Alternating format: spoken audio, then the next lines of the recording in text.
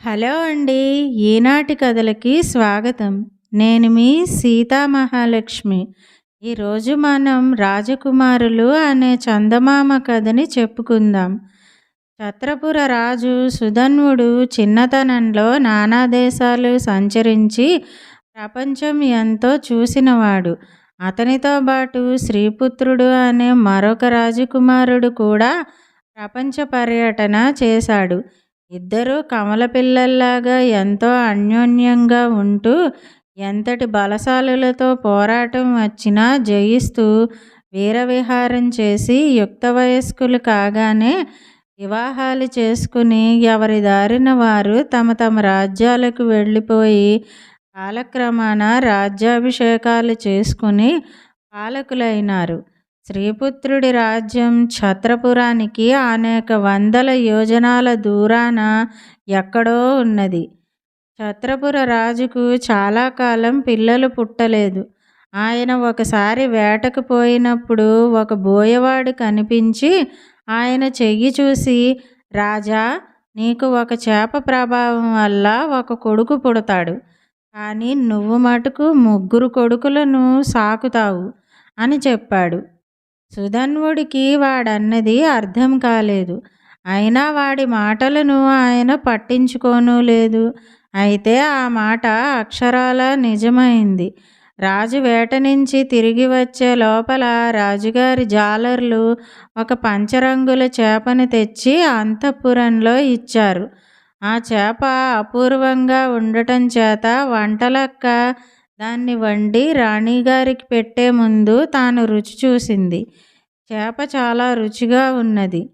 వంటలక్క మరి కొంచెం తిని రాణిగారికి వడ్డించింది. రాణి కూడా దాన్ని పూర్తిగా తినక కొంత వదిలేసింది. రాణిగారు వదిలేసిన దాన్ని రాణిగారి పరిచారిక తినేసింది. ఆ చేపను తిన్న రాణి, వంటలక్క, దాసి కూడా గర్భవతులై 10 మాసాల అనంతరం ఒకే రోజున మగపిల్లలను ప్రసవించారు. ముగ్గురికి ఒకేసారి మగపిల్లలు పుట్టడమే అబ్బురం అనుకుంటే ఆ ముగ్గురు ఒకే రూపు కలిగి ఉండటం మరింత అద్భుతం అనిపించింది. రాజు తన కళ్ళతో చూస్తేనే గాని నమ్మనని 3 పిల్లలను తెప్పించాడు. ఆ సమయంలో పిల్లలు తారుమారైపోయారు. ఇప్పుడు వీళ్లను నమ్మకంగా వేరు చేయటం సాధ్యం కాదు. ముగ్గురు ఒకే అచ్చులో పోసినట్టున్నారు గనక అందరినీ నా పిల్లలుగానే పెంచుతాను. ముగ్గురికి 3 రంగుల బట్టలు మాత్రం వెయ్యండి అని రాజు ఉత్తరవిచ్చాడు. పిల్లలకు ధీరుడు, వీరుడు, శూరుడు అని పేర్లు పెట్టారు. వాళ్ళు ముగ్గురు యుక్త వయస్కులయ్యాక సుధన్వుడు వారిని పిలిచి, మీలో ఒకరు నా అంతఃపురం సింహాసనం మీద కూర్చుంటారు. మీ శక్తి సామర్థ్యాలు నాకు తెలియాలి. మీరు మన అశ్వశాలకు వెళ్ళి మీకు నచ్చిన గుర్రాలను తీసుకుని దేశాలు తిరిగి నేనెన్నడూ చూడనిది ఏదైనా పట్టుకురండి, వెళ్ళండి అన్నాడు. రాజకుమారులు ముగ్గురు కూడబలుక్కున్నారు. ధీరుడికి, వీరుడికి రాజు కోరినది ఏమీ బాగాలేదు. ఎందుకీయన మనని ఇలా తరిమేస్తున్నాడు అని వాళ్ళు విసుక్కున్నారు. ఆయన చెప్పినది అసంగతం కాదే, కాస్త ప్రపంచ జ్ఞానం సంపాదించడం మనకే మంచిది అన్నాడు శూరుడు. వాళ్ళు ముగ్గురు మంచి గుర్రాలను ఎన్నుకుని వాటి మీద చాలా రోజులు ప్రయాణం చేసి ఒక వింత తోపు చేరారు. అందులో ఒక నేరేడు చెట్టున వెండి రంగు గల కాయలున్నాయి. ధీరుడు చప్పున వాటిని కోసి, నాన్నగారు ఇలాంటి కాయలను చూసి ఉండరు, వీటిని తీసుకుపోయి ఆయనకు చూపి ఆ యువరాజుగా అభిషేకం పొందుతాను అంటూ తన గుర్రాన్ని ఎక్కి వెనక్కి తిరిగి వెళ్ళిపోయాడు. ఆ పాటి ఆలోచన తనకు తట్టనందుకు వీరుడు చాలా నొచ్చుకుని, అయినా ముందు ముందు ఇంకా గొప్ప వింతలు కనబడవచ్చు అనుకుని ముందుకే వెళ్ళాడు. శూరుడు కూడా అతనితో పాటే వెళ్ళాడు. కొన్ని రోజులకు వారు మరొక వింత తోపు చేరుకున్నారు. అక్కడ ఒక చెట్టున బంగారు రంగు గల వెలగకాయలున్నాయి. వీరుడు కొన్ని వెలక్కాయలు కోసుకుని, నాన్నగారు ఈ వింతని ఎన్నడూ చూసి ఉండరు. వెండి నేరేడు పళ్ళ కన్నా ఇవి వింతగా ఉన్నాయి. నేను తప్పక రాజునవుతాను అని చెప్పి వెనక్కి తిరిగి వెళ్ళిపోయాడు. తరువాత సూర్యుడు ఒక్కడే ముందుకు సాగాడు. అతను చాలా కాలం ప్రయాణించి ఒక విచిత్రమైన చిట్టడవి చేరుకున్నాడు. అక్కడ ప్రతి చెట్టు, ప్రతి పొద, ప్రతి దుబ్బు మణులతో చేసినట్టుగా ఉండి ఎండలో రకరకాల రంగులీనుతున్నది. ఈ చిట్టడవి నట్టనడుమ ఒక బంగారు భవంతి ఉన్నది. దాని గోడల నిండా వజ్రాలు తాపడం చేసి ఉన్నాయి. భవంతి ముందు ఒక భీకరమైన ముసలిది కూర్చుని ఉన్నది. ఆమె చేతిలో దగదగా మెరుస్తున్న ఒక పెద్ద కత్తి ఉన్నది. సూర్యుడు ఆమె తల తిప్పి తానున్న వైపు చూసేలోగా చటుక్కున పొదలమాటున దాక్కున్నాడు. ఇటువంటి రత్నాల అడవి తన తండ్రి చూసి ఉండడని అతనికి తోచింది.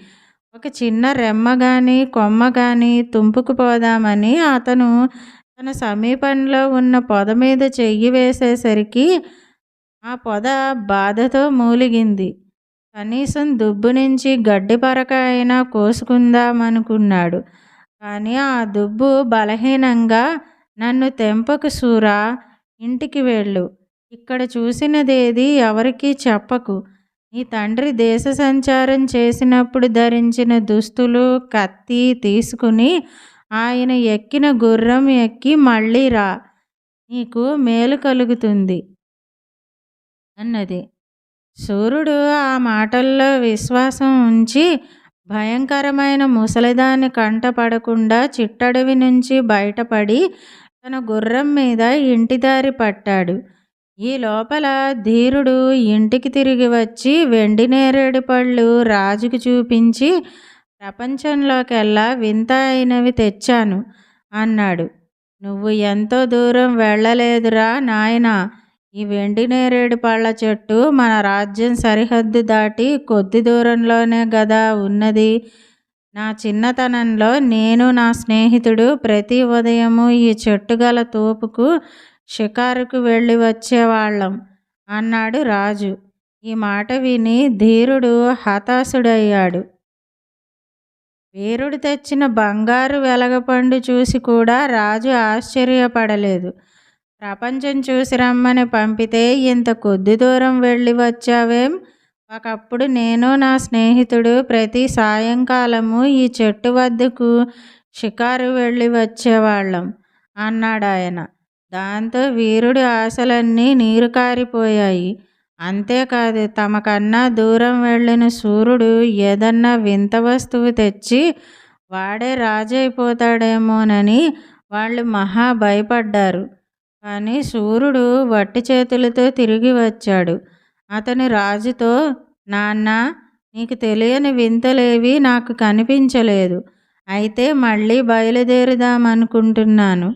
నువ్వు చిన్నతనంలో వాడిన దుస్తులు, కత్తి, నీ గుర్రము నాకు కావాలి అన్నాడు. రాజు మొదట ఆశ్చర్యపడి తర్వాత తన చిన్ననాటి దుస్తులు చినిగిపోయాయని, కత్తి తుప్పుపట్టిపోయిందని, గుర్రం లేచి నిలబడలేనంత ముసలిదైపోయిందని అన్నాడు. అయినా సూర్యుడు వినిపించుకోలేదు. రాజు అతను కోరినవి ఇవ్వక తప్పలేదు. సూర్యుడు శిథిలమైపోతున్న దుస్తులు తొడిగి, కత్తికి తుప్పు కడిగి, నడుము కట్టుకుని అశ్వశాలకు వెళ్ళి లేవలేని స్థితిలో ఉన్న ముసలి గుర్రాన్ని చూశాడు. అతను బలవంతాన లేవదీస్తుంటే ముసలి గుర్రం సకిలించింది. ఆ సకిలింపు వెంబడి సూర్యుడికిలా మనిషి మాటలు వినిపించాయి. నాకు నిప్పులు పెట్టు అని. సూర్యుడిది విని నిర్ఘాంతపోయి చితుకులు తెచ్చి మంట చేసి కాలే నిప్పులు తెచ్చి గుర్రం నోట్లో పెట్టాడు. వెంటనే గుర్రం లేచి నిలబడింది. అది ఒక్కసారి మెడ విదిలించి గిట్టలతో నేలను గోరాడింది. పరమానందం చెంది సూర్యుడు ఆ గుర్రం మీద ఎగిరి కూర్చున్నాడు. మరుక్షణమే అది వాయువేగంతో బయలుదేరి ఆరఘడియ లోపల రత్నాల చిట్టడివి చేరి అక్కడ ఆగింది. అది సూర్యుడితో, సూరా, నువ్విప్పుడు చాలా జాగ్రత్తగా మసులుకోవాలి. ఈ చిట్టడివి మధ్య కూర్చుని ఉన్న ముసలిది మహాభయంకరమైన మంత్రగత్తె. దాని కంటబడితే నీ ప్రాణాలు దక్కవు. ఒకే క్షణంలో దాని చేతి కత్తి లాగేసి దాని తల నరికేయాలి. అది తన మంత్రశక్తితో ఇక్కడి రాజును, అతని కుమార్తెను, పరివారాన్ని చెట్లుగాను పొదలుగాను మార్చేసింది. అది చస్తే వాళ్ళు తిరిగి యథారూపం పొందుతారు అని చెప్పింది. సూర్యుడు ఏమాత్రం జంకక తన వెంట తెచ్చిన కత్తి చేతబట్టి వెనక నుంచి మంత్రగత్తెను సమీపించి ఎడమ చేత్తో దాని చేతిలోని కత్తి లాగేస్తూ కుడి చేత్తో ముసలిదాని కంఠం నరికేశాడు. మరుక్షణం చిట్టడివి మాయమైంది. అంతటా మనుషులు వెలిశారు. వారిలో రాజు, రాజకుమార్తె ఉన్నారు. రాజు సూర్యుణ్ణి చూసి, ఎవరు బాబు నువ్వు? నువ్వు ధరించిన దుస్తులు నా చిన్ననాటి మిత్రుడివి, నీకెలా వచ్చాయి అని అడిగాడు. సూర్యుడి తండ్రి సుధన్వుడని తెలియగానే ఆ రాజు అతన్ని కౌగిలించుకుని, నా పేరు శ్రీపుత్రుడు. మీ నాన్న నీకు చెప్పలేదా? చిన్నతనంలో మా ఇద్దరిది ఒకటే ప్రాణం. నన్ను, నా రాజ్యాన్ని గొప్ప ఆపద నుంచి కాపాడావు. ఆ పైన నా ప్రాణమిత్రుడు కొడుకువు. నువ్వు నా కుమార్తె మాలావతిని పెళ్లి చేసుకుంటే చాలా సంతోషిస్తాను అన్నాడు శ్రీపుత్రుడు. సూర్యుడికి మాలావతిని చూసినప్పుడే ఆమె తన భార్య అయితే బాగుండుననిపించింది. అతను వెంటనే తన అంగీకారాన్ని తెలియజేశాడు. అయితే అతను తన రాజ్యానికి తిరిగి వెళ్ళి తండ్రి అంగీకారంతోనే మాలావతిని పెళ్లాడతానని శ్రీపుత్రుడితో చెప్పాడు. అప్పుడు శ్రీపుత్రుడు సూర్యుడికి ఒక ఉంగరం ఇచ్చి, ఇది నీ తండ్రికి చూపించు, ఆయన నన్ను గుర్తుపడతాడు అన్నాడు. సూర్యుడు ఉంగరం తీసుకుని తన రాజ్యానికి బయలుదేరి వచ్చాడు. అప్పుడు జరిగిన సంగతంతా తండ్రికి విశదీకరించి చెప్పాడు. అయితే సుధన్వుడికి మనసులో ఒక శంక ఉన్నది. ఈ ముగ్గురిలో ఎవరు తన కొడుకో ఎవరికీ తెలియదు. అందువల్ల సూర్యుడు మాలావతిని పెళ్లాడితే ఎలా, అతను తన కొడుకో కాదో అన్న అనుమానం బయలుదేరింది. ఇదిలా ఉండగా ఒక రోజున రాజును చూడడానికి ఆనాటి బోయవాడు వచ్చాడు. రాజు బోయవాడితో, వీళ్ళు ముగ్గురు ఒకే రకంగా ఉన్నారు. వీళ్ళ ముగ్గురిలో ఒకడే నా కొడుకు. వీళ్ళ చేతులు చూసి ఎవరు ఎవరి కొడుకో ఎవరు నా కొడుకో చెప్పగలవా? ఎందుకంటే వీరిలో ఒకరిని రాజును చేయాలి అన్నాడు. బోయవాడు ముగ్గురు రాజకుమారుల చేతులు చూసి ఏకాంతంగా రాజును కలుసుకుని, ధీరుడనే పేరు గలవాడు నీకు పుట్టినవాడు, సూర్యుడనేవాడు దాసీకి పుట్టినవాడు, వీరుడు వంటలక్క కొడుకు అని చెప్పాడు. రాజు హతాశుడైనాడు. ముగ్గురులోకి సోమరిపోతూ అసమర్థుడు అయినవాడు తన కొడుకా? అందరిలోకి చురుకైనవాడు దాసీపుత్రుడా? అయినా తన కొడుక్కు రాజ్యం ఇవ్వక తప్పదు. అందుచేత ఆయన ధీరుణ్ణి రాత్రివేళ రహస్యంగా పిలిపించి, అశ్వశాలలో నా చిన్ననాటి గుర్రం ఉన్నది, దాన్ని చక్కగా మాలిష్ చేయించి దాని మీద ఎక్కి అది ఎక్కడికి తీసుకుపోతే అక్కడికి వెళ్ళు అన్నాడు. ఏది, ఆ ముసలి తట్టా అన్నాడు ధీరుడు చిరాకు పడుతూ.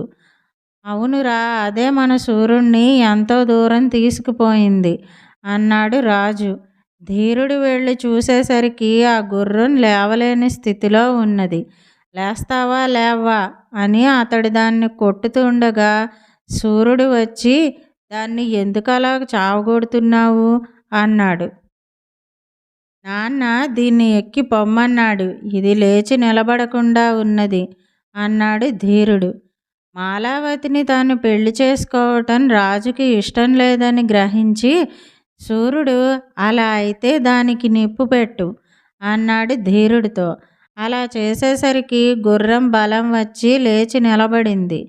ధీరుడు దాని మీద ఎక్కి వాయువేగంతో శ్రీపుత్రుడి నగరం చేరాడు. శ్రీపుత్రుడు అతన్ని చూసి సూర్యుడే అనుకుని, తిరిగి వచ్చావా? మీ తండ్రి నీ పెళ్ళికి ఒప్పుకున్నాడా? ఉంగరం ఇచ్చేయి అన్నాడు. ఏం ఉంగరం? నేను ఉంగరం మాట ఎరగనే అన్నాడు ధీరుడు. మీ తండ్రికి చూపమని నేను నీకు ఉంగరం ఇస్తేనే అన్నాడు రాజు. నాకు మీరు ఉంగరం ఎప్పుడు ఇచ్చారు అన్నాడు ధీరుడు. అతను సూర్యుడు కాదని గ్రహించి శ్రీపుత్రుడు అతన్ని వెంటనే నిర్బంధంలో పెట్టించాడు. ధీరుడెక్కిన గుర్రం మాత్రం తిరిగి వచ్చింది. ధీరుడికి ఏదో ఆపద జరిగినట్టు రాజు గ్రహించి సూర్యుడిని పిలిచి అతనికి జరిగిన సంగతంతా చెప్పి, మీలో ధీరుడు ఒక్కడే నిజంగా నా కొడుకు. వాడికి ఏదో ఆపద జరిగింది, నువ్వే వాడిని కాపాడాలి అన్నాడు. సూర్యుడు రాజు పాదాలు అంటుకుని నమస్కరించి, నేను దాసీదాని కొడుకునై ఉండి కూడా మీ దయ వల్ల రాజకుమారుడిలాగా పెరిగాను. మీ రుణం ఎలా తీరుతుంది? నేను ధీరుణ్ణి క్షేమంగా పంపేస్తాను, నాకు సెలవు ఇవ్వండి అన్నాడు. అతను గుర్రం మీద శ్రీపుత్రుడి రాజ్యం చేరి, ఇదిగో మీరిచ్చిన ఉంగరం అంటూ ఆయన ఉంగరాన్ని తిరిగి ఇచ్చాడు. ఇంతకుముందు నా ఉంగరం మాట ఎరగనన్నందుకు నిర్బంధంలో పెట్టినది నిన్ను కాదా అన్నాడు శ్రీపుత్రుడు. కాదు, అతను ధీరుడు, అతను నేను ఒకే పోలికగా ఉంటాం. మేమిద్దరమే కాదు, ఇంకొకడు కూడా ఉన్నాడు. మేము ముగ్గురము అచ్చం ఒకే పోలికగా ఉంటాం అన్నాడు సూర్యుడు. శ్రీపుత్రుడు ధీరుణ్ణి నిర్బంధం నుంచి విడుదల చేశాడు. అతడు తన తండ్రి వద్దకు తిరిగి వెళ్ళిపోయాడు. సూర్యుడికి మాలావతికి వివాహం సక్రమంగా జరిగింది. ఇదండి రాజకుమారులు కథ. ఈ కథ గనక మీకు నచ్చినట్టయితే లైక్ చేయండి. ఈ కథను మీ స్నేహితులకు షేర్ చేయండి. కథపై మీ అభిప్రాయాన్ని కామెంట్ రూపంలో తెలియజేయండి. మరిన్ని మంచి కథల కోసం మా ఛానల్ను సబ్స్క్రైబ్ చేసుకోండి. మళ్ళీ మరొక మంచి కథతో కలుసుకుందాం. అంతవరకు వింటూనే ఉండండి ఈనాటి కథలు.